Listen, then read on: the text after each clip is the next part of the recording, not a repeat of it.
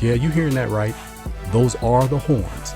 And when you hear those horns, you know what time it is. It is, in fact, time to play some toss. Finally, it is your main man, T-Squared Tristain Thomas here with you on episode 27. Finally, episode 27 of the Tristain on Sports Show Toss. I am so fired up and happy to be here with you. I want to thank each and every single one of you for joining us today. I know it's been a long wait. We've had a lot of things going on, trying to work on a lot of things, bring a lot of special stuff to you, and we're still working on it. Got a lot of announcements to come down and bring you guys very soon. But in the meantime, let's get to state of the state because we have a lot to catch up on.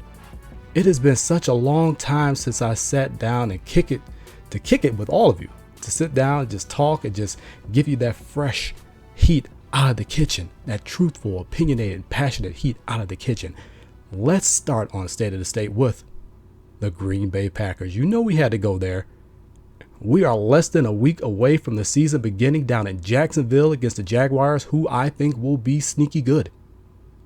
Very good. They have a good offense. They've done some things on defense. Gus Bradley knows how to coach up a defense. Ask those guys up in Seattle about that. The Packers could be had in week 1 if they're not careful. If they don't come in fired up, ready to play, they could be had.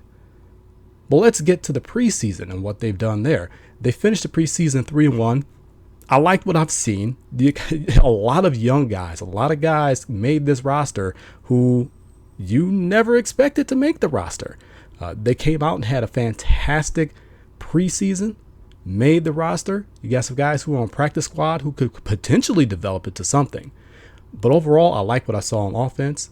I like what I saw on defense. You didn't need a whole lot of Aaron Rodgers. You played him, I believe it was 1 game. That's all you need to see of him. You didn't play Jordy Nelson at all. You kept out Randall Cobb quite a bit. You really didn't need your starters in there because they really don't need a whole lot of reps to get back in tune.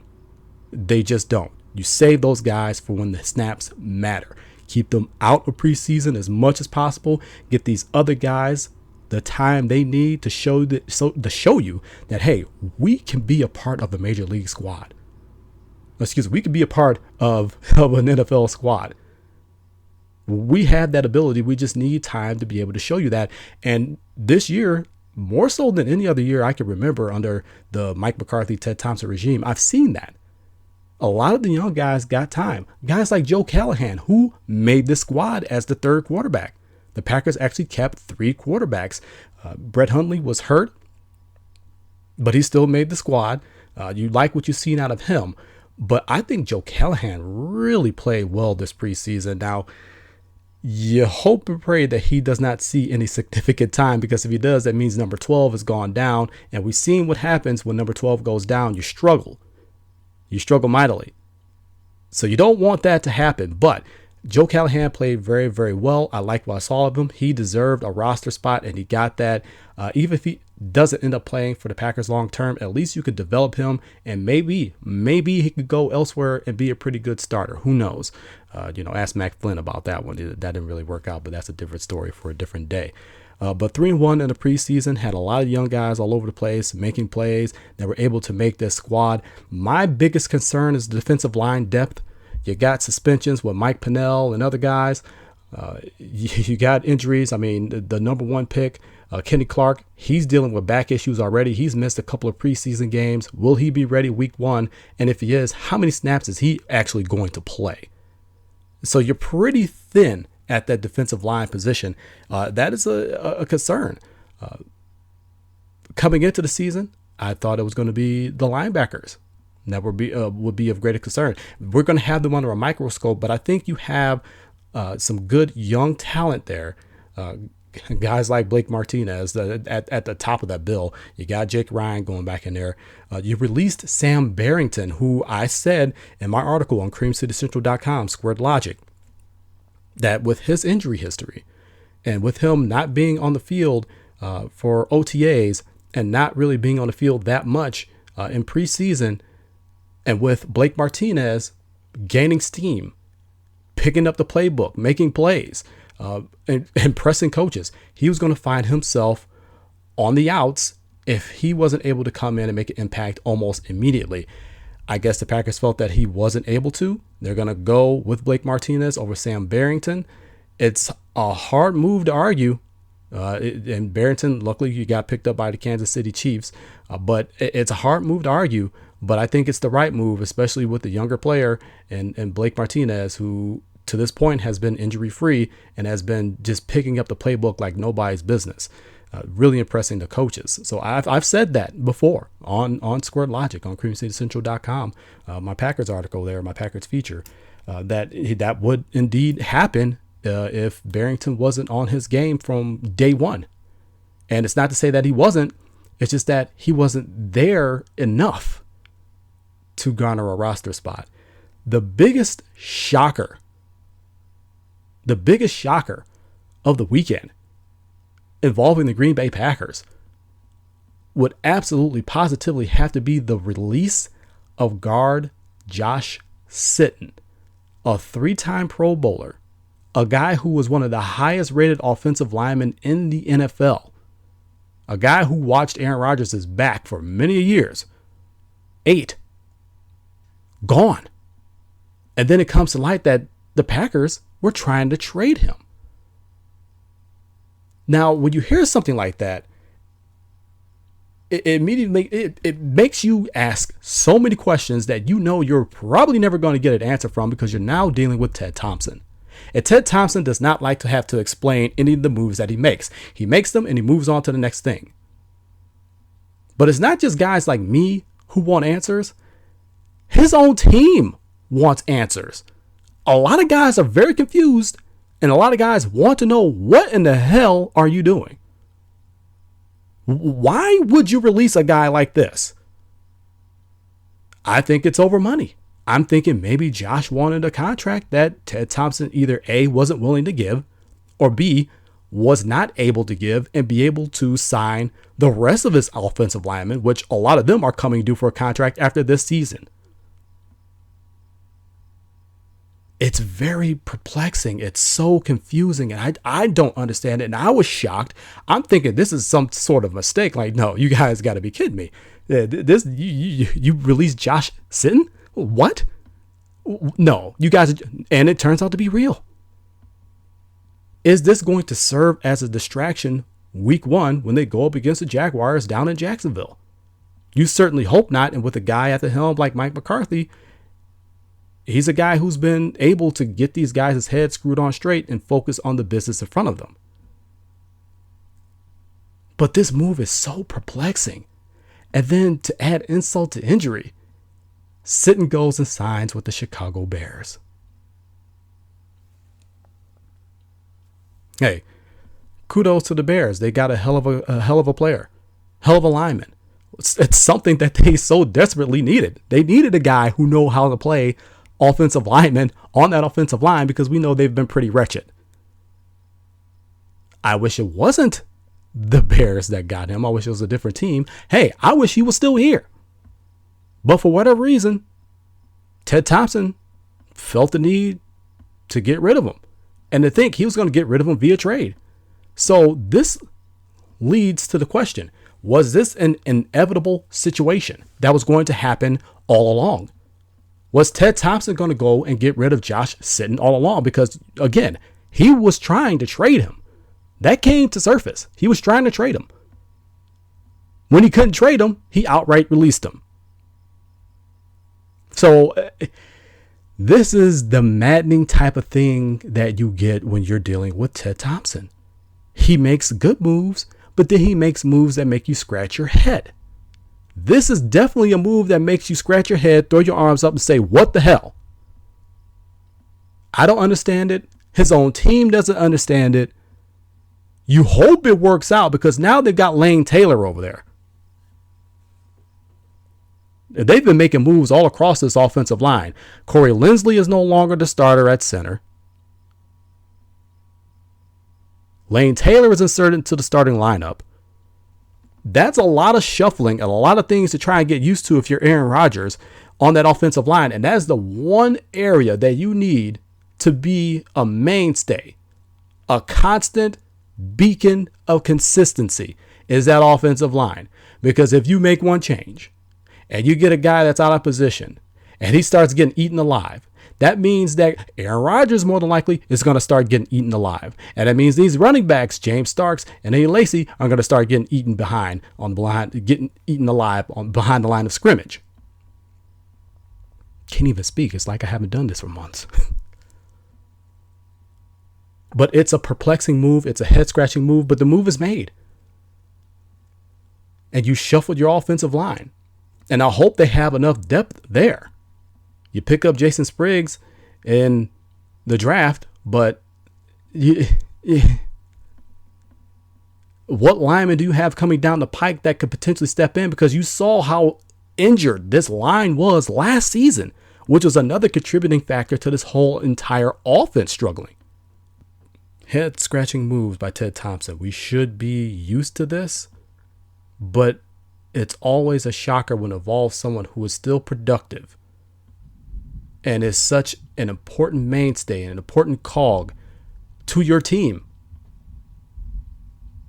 I mean, it's crazy to think about it, but it's happened. And now you have to move on. You have to shuffle your offensive line. You have to hope that you have enough depth there, because if you don't, then you're going to have another struggling season on offense.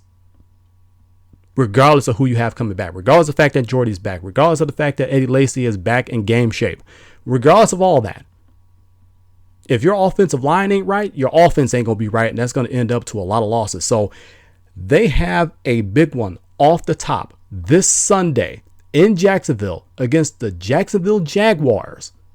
Week 1, the Green Bay Packers season begins. You better have your stuff together. You better have your heads on straight, because if you don't, you're going to leave with an L to start the season off.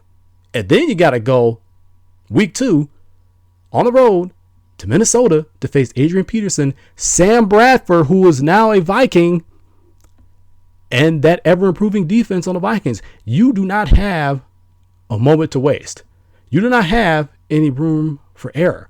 You have to be on top of your game from week 1, because nobody's going to feel sorry for you in your offensive line. Nobody's going to feel sorry for you in your injuries. You need to be on top of it, despite what's going on in the front office and the moves that Ted Thompson decided to make. Have your head on straight. Be ready to compete. I know I'm ready for the season to start. I know all of you are ready for the season to start. It gets started this Thursday, but let's be real. It doesn't feel real until everybody's playing. So for me, it really doesn't get started until Sunday, that first full day of the season, where you have multiple games, multiple teams, and you can just sit there on your couch and watch football from morning till night. I cannot wait. I'm hoping the Packers get this win, and I see them getting this win, and I think it's going to be a bit of a shootout. But I'll give you my score on Sunday. Continuing on, State of the State, here on episode 27 of Toss, we've got to talk the Milwaukee Bucks. Now, that beautiful Wisconsin Entertainment and Sports Center, which is what it's called, is coming along nicely. They're building the foundation. It's coming along. I make sure that when I'm on Twitter, I make sure to go to their Twitter handle and see the progress there. Lamont from Home Court Sports, what's up to him? He definitely posts a lot of pictures on the progress and other things around Milwaukee, around that area. It's just, it's beautiful. It's a beautiful thing to think about. It's a beautiful thing to think about. And to think this season, this offseason, more so than last offseason, they're actually kind of going into, I guess they're going into this with more of a plan than they had last season. Last season, you remember, they were in pursuit of Greg Monroe. And I said this here on Toss, and I've said it also on Home Court Sports, which you can listen to on Blog Talk Radio Wednesday nights from 7 to 9 p.m. every Wednesday. I don't know that they have a full plan of what kind of team they want to be. And they went and they pursued Greg Monroe regardless of that. And it turned out to not be such a good idea, because they ended up with a losing record. And let's not even talk about the road woes when you go 10-31 on the road. I already went off about that on Time Warner Cable Sports Channel Roundtable. I've gone off on it on Home Court Sports. I don't need to go off on that anymore. But I think this season they're going into the offseason with more of a plan on personnel and the type of team they want to be. You know, you have the map. Middleton, Antetokounmpo, Parker. Those guys will be back and they'll be even better. But who are you going to put around them to kind of get that extra shooting? John Hammond and team decided to go and address those problems. First off, they signed NBA champion from the Cleveland Cavaliers, Matthew Dellavedova. A good guard, good defensive guard. He can hit the three for you. He brings that toughness. He brings good court vision, good high basketball IQ, and a bit of shooting for you. That is a good signing. That is a good signing. I believe it was 4 years, $38 million. So not even $10 million a year is he getting. You bring in Miroslav Teletovic, a guy who used to kill the Bucks all the time. Out of all the guys, every time, like when he was on Brooklyn, when he was on the Brooklyn Nets, when the Bucks would play them, it was like, okay, you cannot leave Teletovic open. That is the one guy you cannot leave open. It seemed like the Bucks left him open every single time down the court, and he would absolutely kill them. Well, now the Bucks don't have to worry about it because he's on their squad. This guy was another high percentage three-point shooter. Then you go and sign a veteran, also an NBA champion from 2011 Dallas Mavericks, who, guess what? Jason Kidd is also a champion from that team. And Jason Terry, the Jet, has landed. A good signing. When you were talking about potentially signing Ray Allen, you were talking about a guy who was going to come in, play a few minutes, hit a few open shots, but be a mentor to those young guys and get them to be professionals, get them to play at a high level each and every single night. A lot of people had a problem with the Bucks signing Jason Terry, but they didn't have a problem signing or potentially signing Ray Allen when Jet Terry is here for all those same reasons. He and Ray Allen both can hit the three. Both of the guys are world champions. Jason Terry played with Jason Kidd and won a championship with Jason Kidd. So I think that adds a little bit more on top of it. He could kind of co-sign and say, hey, when Coach and I played together and we won the championship, these are some of the things we did that worked to help us win a championship. And these things will work for you as well.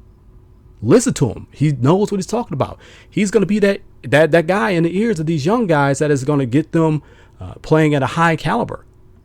He's going to kind of co-sign for the coach, and he's going to bring that professionalism, bring that veteran voice into the locker room, which they so desperately needed last season. They have that now with Jet Terry. So I don't see why people didn't have a problem with potentially signing Ray Allen when you sign Jason Terry for all the same reasons.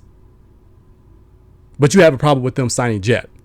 Now, I don't get it. They're there for the same exact reason. They almost bring the same exact things to the table. So I don't get it. That's people with a low basketball IQ who just want name brands. They see Ray Allen. Ooh, yeah, Ray Allen's definitely going to be a Hall of Famer. We know this. We all know that he started his career here with the Milwaukee Bucks. He should have finished his career here with the Milwaukee Bucks, should have never been traded away. We know this. We could debate this until the day we die. We know this. But he's not going to be here. Jason Terry is, and they bring exactly the same thing to the table. So you have to be pleased with that signing.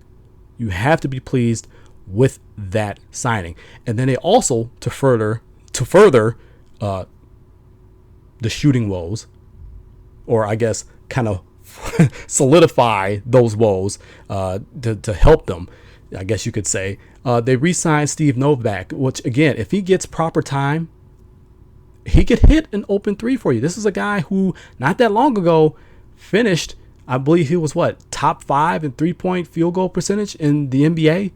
The guy can shoot it.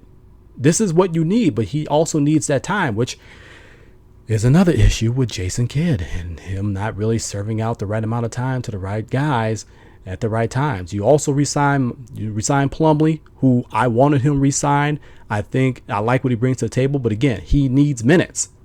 He needs minutes, and that's something Jason Kidd's going to have to figure out. So you go and you really answer Or I don't know if you could say you answered it. You could say you kind of addressed these problems. We'll see what happens when they're actually on the court and playing. We'll see how they produce. But you kind of addressed those issues with 3-point shooting, because if you get that, you're stretching the floor. And when you stretch the floor, that leaves guys not able to pack the inside on defense, which means guys like Jabari, guys like Giannis are going to slash all day long and get easy buckets. This team was already adept at getting the easy buckets. I believe they led the league in points in the paint last season. Can you imagine what them having legit 3-point shooters who are actually making 3-point shots on the floor will do for them? You're talking easy baskets all night long, every game. So they kind of addressed that shooting issue, which is what I felt was the biggest issue on the squad. Veteran leadership, but most importantly, 3-point shooting, because they were porous at it last season. Their draft. I thoroughly enjoyed their draft. Now, I had a debate with someone on Twitter about when they drafted Thon Maker. Now, I didn't say whether or not I liked the move. I didn't put that out there yet. But I said, look, you need someone that's going to help this squad this season, because you have to make the playoffs and you have to win a playoff series. And I just don't see Thon being that guy right now. I didn't say I didn't like the pick. I said, what are you going to do to help this squad today, right now? What are you going to do? Because that wasn't doing it. And it sprawled off to this whole debate of, well, I didn't say this. This was the person that I was debating with. He pretty much came out and told me and said he doesn't believe that the Bucks need to make the playoffs this upcoming season in order for it to be a success. He feels that they don't need to win this upcoming season in order for the season to be a success, to which I told him flat out, you are incorrect. You are dead ass wrong. What is the point of playing the games? You play to win. Herm Edwards taught us all that, right? You play to win the game. Hello? So if it's not important, then why don't the Bucks just forfeit the entire season if winning is not important to you and winning doesn't equal success? Are you kidding me? If you so-called want a championship in 5 years, you have to win in order to even make it to the playoffs.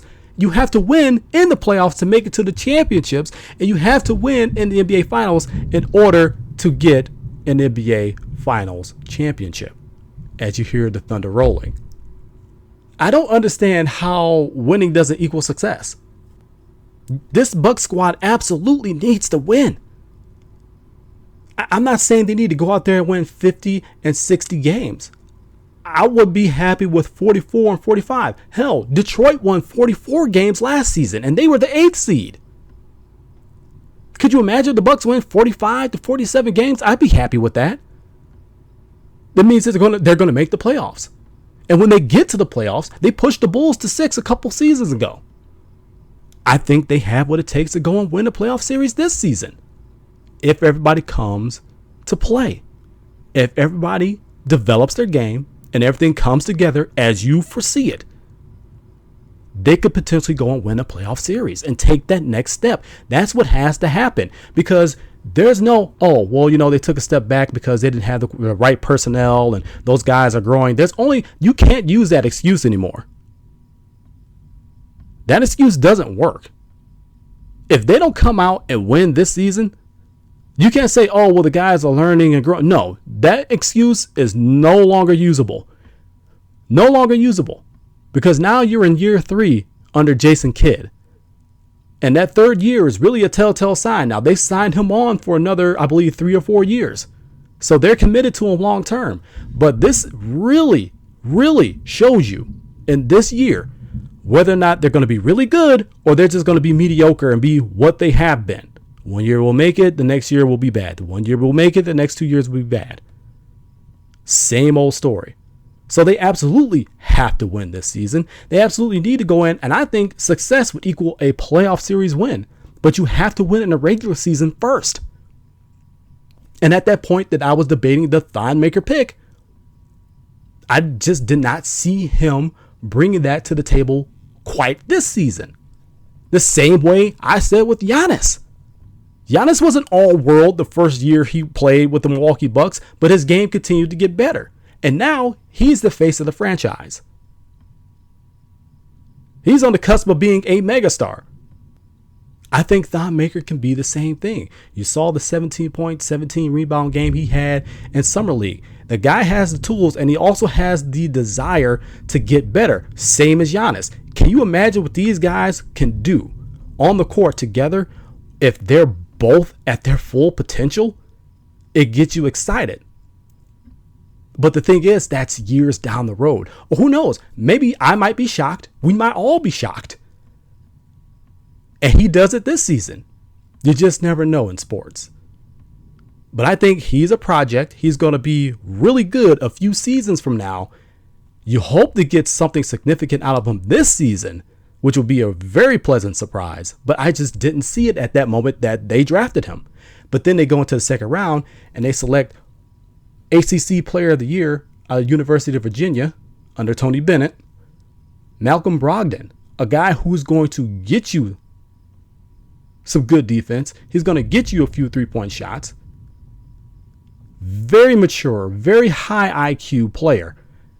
I like what he brings to the table. And I think that's a guy that kind of really brought that whole draft full circle. It's like, okay, you got the project that's going to be good in the future, but you got the guy who could come in and make an impact today.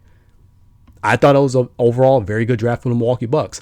So you have all these pieces in place, but you still have two guys that you have major questions about. What are you going to do with MCW, and what are you going to do with Greg Monroe? We know that both these guys have been shopped before to no avail. How are they going to fit into this whole scheme? Is Michael Carter-Williams going to up his game and finally be that guard that we all feel he can be? I think all of us are sitting here rooting for him. Nobody's really going against. They want him. They want him to grow. They want him to be consistent and be that guard, that guy that we all know he could be, that guy that causes problems for other teams. We're all rooting for that, but it just has not happened. Greg Monroe, I think he was misused. Jason Kidd pulled minutes away from him. But I think at the same time, it's a situation where maybe this just isn't the right fit for him. Maybe the plan you guys have in mind shouldn't involve Greg Monroe. Maybe you just went after him just to show that, hey, everybody wants to come and play for Jason Kidd. Maybe they pursued him for the wrong reasons. That's going to be something to watch coming up this season. What are they going to do? What are the Milwaukee Bucks going to do with MCW and Greg Monroe? It'll be interesting to see if they have roles on this ball club as the thunder rolls through. Maybe Mother Nature doesn't agree with me. They're trying to tell me something, but who knows? It will be interesting to see. You hope both of them have roles on this squad and they help make this club better. You hope both of them kind of help this team take that next leap, which we all hope is coming this season as opposed to 3, 4, and 5 seasons down the road. So it's going to be very interesting this upcoming season for the Milwaukee Bucks, which should get underway next month as we are in September and training camp opens up in October. It's going to be very, very, very interesting to see all these pieces come together. You hope that they do, but you got some questions there. So we'll be keeping an eye on the Milwaukee Bucks. Let's move on State of the State, and let's head over to Madison, Wisconsin, where the Badgers have come home triumphant. As you hear the rain, we have a metal roof here, so you hear the rain going, you hear the thunder and lightning, but you also hear the rain hitting the pitter patter of the metal roof there, so we apologize for any noise. But the Badgers beat at Lambeau Field in the College Football Classic LSU, 5th ranked LSU, 16-14. It was a hell of a defensive performance for the Badgers. Now, people forget the Badgers have had a top flight defense for years now. I believe last year they finished number 1 overall in the nation in defense. So they bring a defense, Dave Aranda or not, the former UW defensive coordinator who's now on LSU's staff, who everybody was worried, does he know all the secrets? Is this defense going to be able to go and shut those guys down? They did enough It was a 16-14 score in favor of the Badgers. But I will sit here and readily admit I was completely wrong. I thought that Leonard Fournette of LSU was going to find a way to run all over this defense. And granted, he did have a 100-yard day, but it was a very quiet 100-yard day. He was almost a non-factor in this ball game. The Badgers did a fantastic job on Leonard Fournette and that entire LSU offense because they stayed disciplined. They stayed disciplined. They really did not gamble. They stuck to the game plan. They played very disciplined. They played contained when they had to. They stayed in their lanes when it came to them running the football. It was a fantastic defensive performance by the Badgers. Now, I can't say anything negatively about this defense. I mean, you have a couple mistakes here and there, but overall, it was a great performance by this defense. It's the offense that makes you worried. You got, I believe, a fifth-year senior in Bart Houston, who we all know he came in and saved the day in a game last season. That's great, but this is the new season. Really didn't play all that well. The running backs were somewhat of a factor, but again, LSU's defense is pretty tough themselves, so they kind of took them out of the game. But you got just enough offense out of these guys. Special teams, the kicker put up a lot of points. I'm not going to sit here and butcher his name. Not going to butcher his name, but put up a lot of points, a lot of clutch kicks. You were worried at halftime because they squandered a lot of chances to really put themselves way out in front, almost like they did 2 years ago. But then LSU came storming back again, like they did 2 years ago when they faced each other. But this time UW was able to pull it out.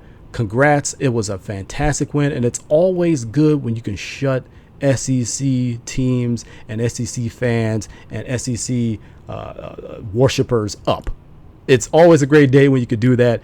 And I say that because that damn cheap shot after the game-saving the game-sealing pick, which was absolutely disgusting on that guy, and he's going to be suspended. He was already kicked out of the game. When you get ejected, I believe that you're sitting out the first half of your next game as well. So I hope Les Miles will say, hey, you're going to sit out even longer than that, and suspends him for that entire game because that was uncalled for. Just take your L like a man and move on. You lost the game. Don't be a little punk and cheap shot someone. So besides that, fantastic scene at Lambeau Field for this college football classic. You hope that they come back again next season with another huge game like that. Not just to see a Badger win, but just because the environment was so much like a Green Bay Packers game day, but it was so different because it's college. It's just something different about a college game. The atmosphere is a little bit different, but it's just as rowdy. And it was just a great atmosphere. Great win by UW Badgers. Again, they won 16-14 over fifth-ranked LSU in the AP poll. In the AP poll, that makes the Badgers jump all the way up to number 10. They were not ranked last week, and they're number 10 in the AP poll. So that is a huge jump to go from unranked to top 10 in the country as far as the AP is concerned. They have to stay focused. They cannot celebrate this win too long. They have a game at Camp Randall against Akron. We've seen it this past weekend. A lot of top 10 teams have lost. They got bit, so don't get bit. Stay focused. Try to go 1-0 this Saturday. I know they'll be 2-0 if they win, but you got to go week by week. So try and go 1-0 this Saturday and keep that ball rolling, man. These running backs, I think, are going to start to gain steam. But this defense, man, I hope this defense continues to play like this because they are absolutely top flight. Coming up on Toss, we got to get a little bit serious. We got to talk about what in the hell is going on in this country. And we got to talk about the lightning rod of controversy, unjust controversy, in Colin Kaepernick. And I'm going to show you exactly why the people who are commenting are disgusting. We'll be right back.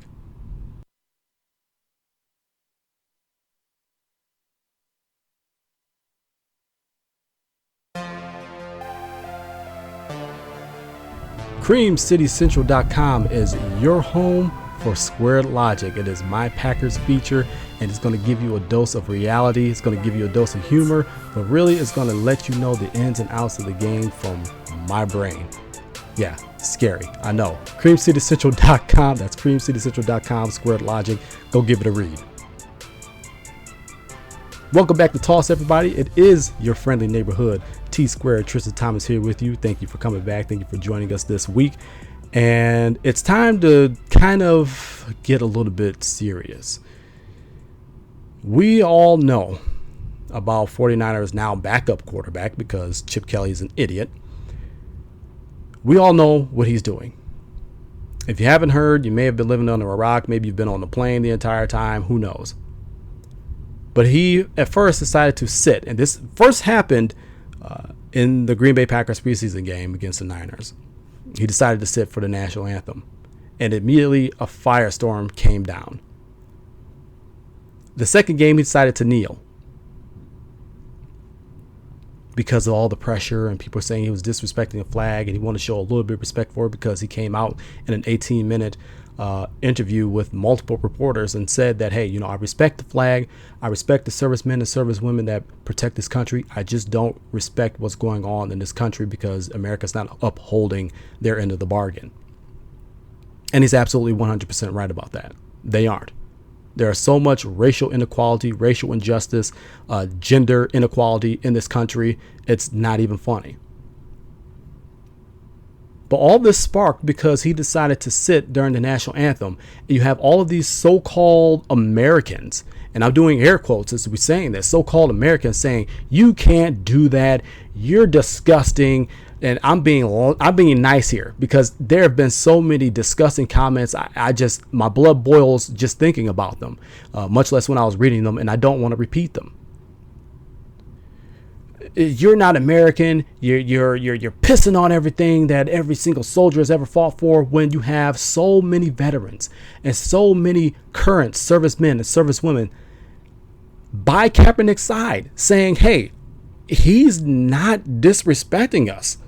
He's not disrespecting the flag. We fight for his right to either sit or stand. And we agree. There is racial injustice. There is just social inequalities and gender inequalities in this country that aren't being addressed correctly. And not only are they not being addressed, nothing's being done about them. Forget just even having a conversation about it. Nothing, no action is being done to help it. You have footage of police shooting black men, innocent black men. And people are sweeping it under the rug as saying, oh, well, if he didn't resist the police. But you have so many instances where all the stuff is on tape where they were not resisting. This is what Colin Kaepernick is protesting. He's not saying that every serviceman and servicewoman is disgusting because they are fighting a cause for a country that doesn't view us as equal. He didn't say that. But yet you have other people putting those words in his mouth. Kaepernick didn't come out and say, I hate America. To hell with the American flag. He didn't say that. But you have other people putting those words in his mouth as if he did. Now you have other athletes joining in this effort. Jeremy Lane from the Seahawks is now sitting during the national anthem and will continue to sit. The young lady from United States women's soccer team, Rapinoe, she's now sitting. And she is not black. She's not Mexican. She's not of any minority. And yet she still feels strongly enough about this issue to join in the effort and to bring forth a conversation and action about this. Other people are joining it. I think this is something that's going to end up being widespread.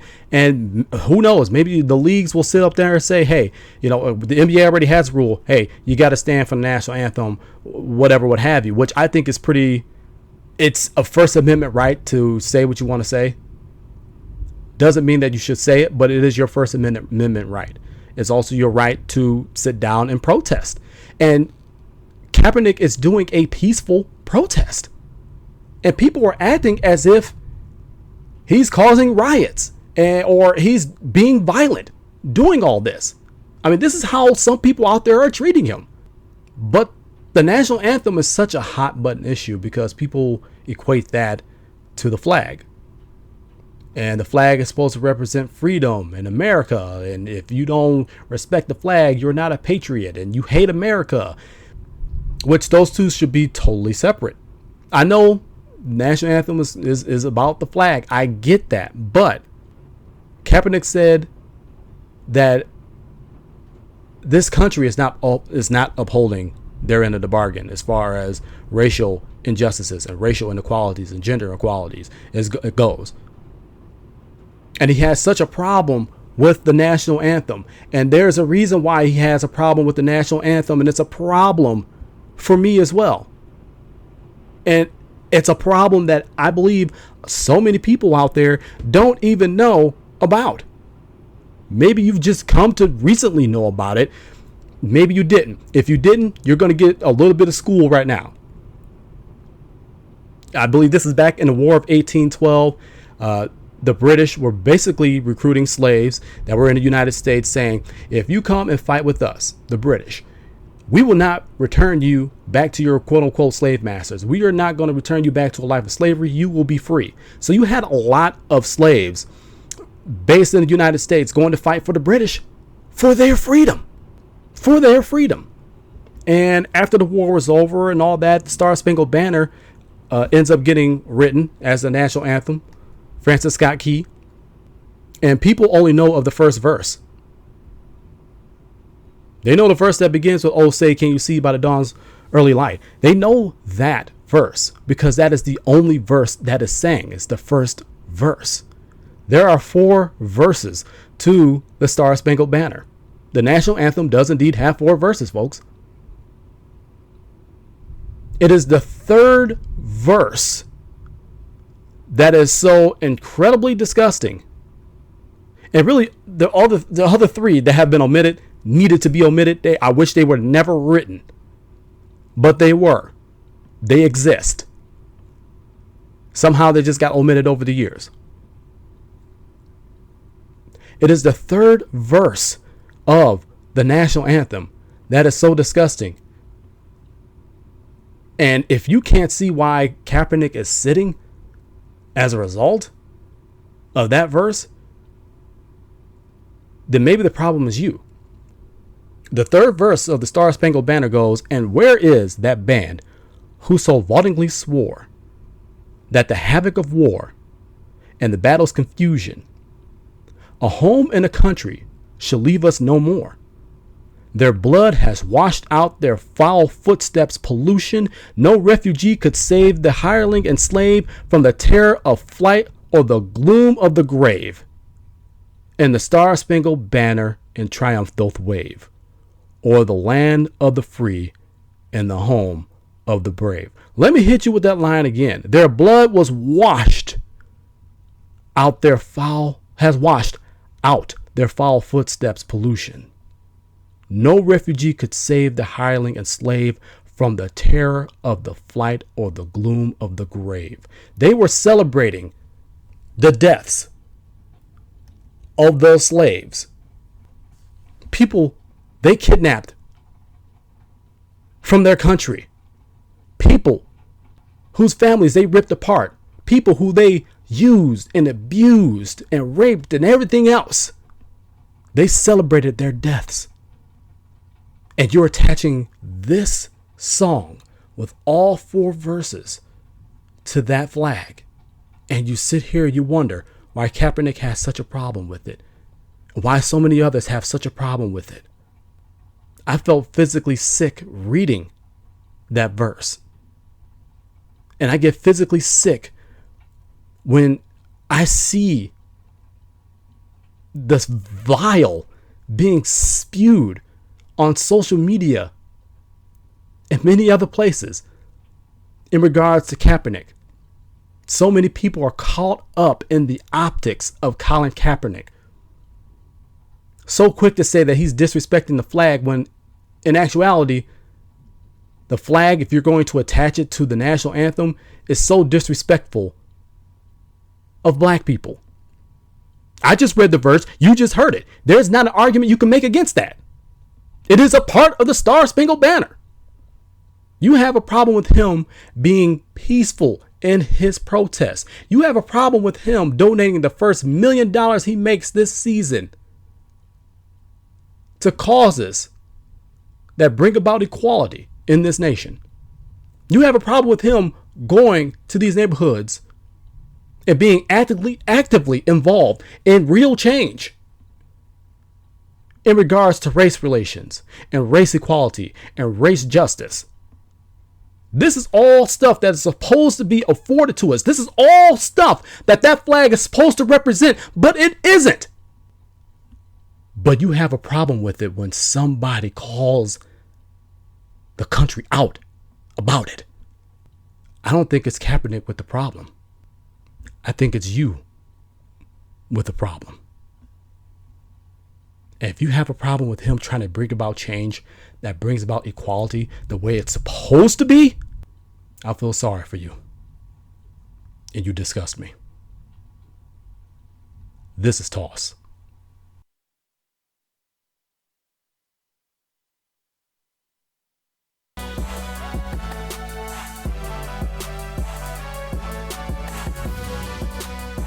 All right, y'all. That is it for this week's edition of Toss, episode 27. It's time for me to get on up out of here. It's so glad to be back on the saddle with you guys. It's been a long time coming. And like I said, we got a few announcements to come. Just hold tight. I know it's been a long time coming. It's been so long I've been here with you guys, but I promise you, we're going to do this again next week. We're going to keep doing it week after week after week after week because I am here for you and you guys are the reason why I'm here. So get at me on Twitter at the20double. That's at the20double. I tweet live games, debates, retweets, whatever. You know I'm there at the20double on Twitter. You should know the Facebook page already. It's the spot where we touch on everything we don't get a chance to on the show. That's facebook.com/TON That's TON Sports Show. You know how to get a hold of us on Libsyn. You know you can listen to each and every single episode ever made. That's Toss Show, TOSSSHOW.Libsyn, LIBSYN.com. Toss Show, lib.libsyn.com. And guess what, folks? We are also on YouTube. That's right. The YouTube channel is coming together. We have all of our episodes there right now. And look forward to Visual Toss coming soon. So go ahead, look us up on Facebook. Look at my channel, TM Truth 12. That's TMTRUTH 12. So TM Truth 12, that's on YouTube. Go ahead and listen to all of our other episodes. And there's more to come. So, like I said before, it's time for me to get on up out of here. This is your friendly neighborhood T-Squared Tristan Thomas reminding all of you that dreams don't catch themselves. Get up, get out, get after it. Until next week, so long from Toss.